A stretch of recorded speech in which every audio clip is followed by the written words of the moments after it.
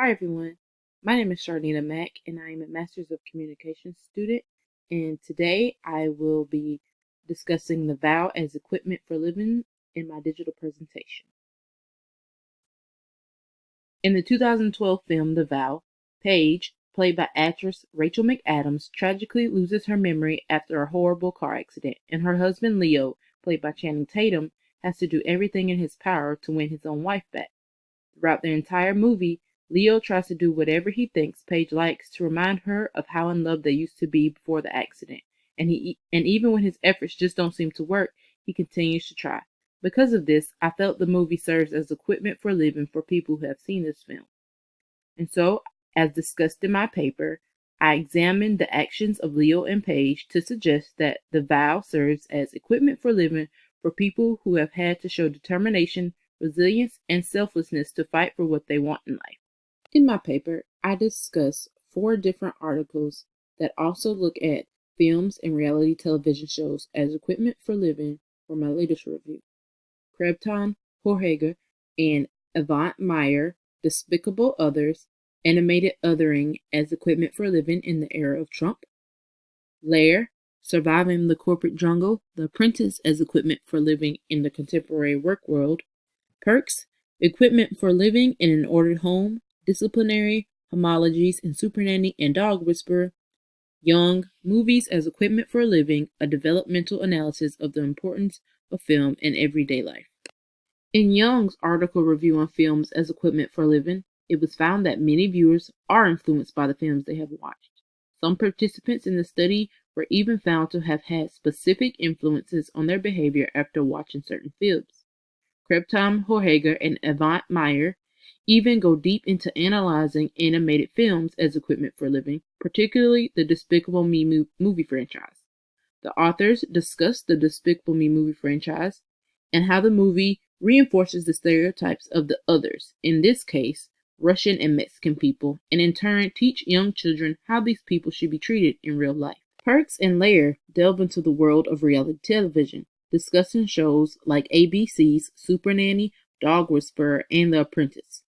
For families dealing with dysfunction in their homes, whether from their children or their pets, Perks discusses how each show's experts offer strategies of discipline that can be used in people's everyday lives. But there was also critique of the Burkean theory of equipment for living.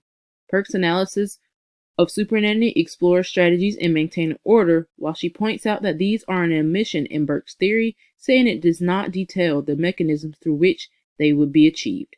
The Apprentice aired as a show to recognize the hard work it takes to make it in corporate America and eventually become successful. At least that's what it aims to be on the surface. Hidden agendas and underlying motives of the contestants of the show are revealed through a deeper look into the show, something Laird calls savvy interpretations. Because of the aforementioned and the show's implied audiences, viewers have to differentiate what aspects of the show can be truthfully used as equipment for living and what parts have to be looked at through a different perspective. While we can see truth in the idea that consumers of art, like non-animated and animated films, can learn how to maneuver in everyday life from them, it is true that the end goal for many films, books, and television shows is to make money. So while my paper discussed the vow and its example for equipment for living, it also challenged readers to look closer into what they deem equipment for living when making decisions for themselves. In order to see the vow as equipment for living, I suggested interviewing participants who have already seen the film and interviewing participants who will watch the film for the first time before the questions.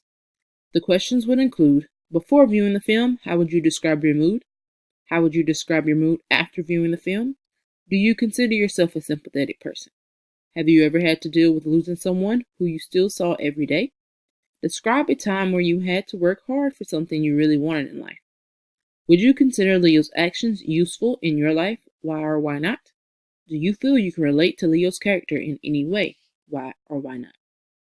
After interviewing the participants, I would expect to find that they would feel sympathetic towards Leo and that they would think about their own personal situations after viewing the film.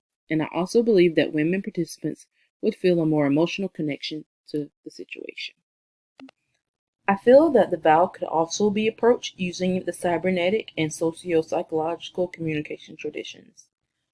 Even though Paige wasn't ready to love Leo back, his actions toward her helped her to develop a meaning of what it is like to be loved by him, an example of coordinated management of meaning.